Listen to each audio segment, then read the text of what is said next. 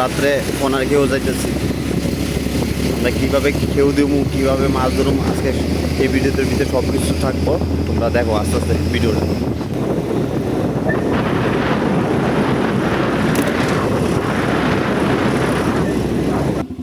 রথযাত্রার উপলক্ষে না, এই দেখো বন্ধুরা কি সুন্দর মুহূর্ত।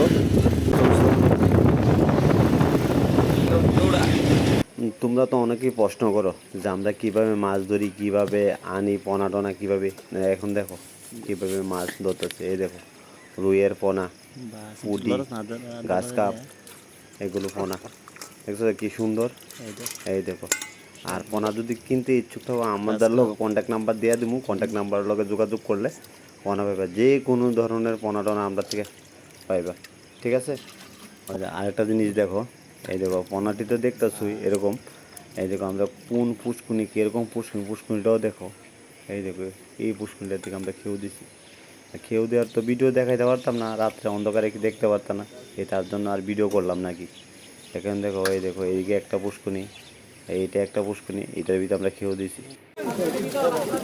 এই তো বন্ধুরা সিলভার কিটা কিটা আছে এটার ভিতরে,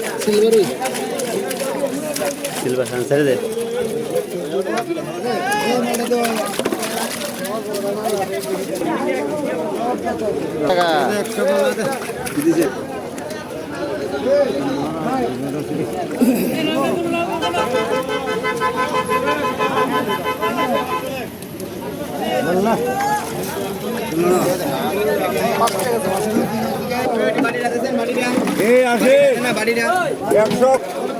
এই তো বন্ধুরা বাজারে কি সুন্দর বানাইছে।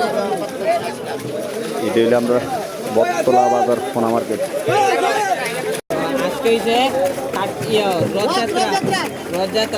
রথযাত্রা উপলক্ষে কি মাছ? এই দেখেন বড় সাইজের কাতল, সাথে আছে জাপানি বুটি। কার্পু আছে। আর এদিকে দেখেন ব্রিগেড, সুন্দর সুন্দর সাইজের ব্রিগেড। আর ওনা নেবার জন্য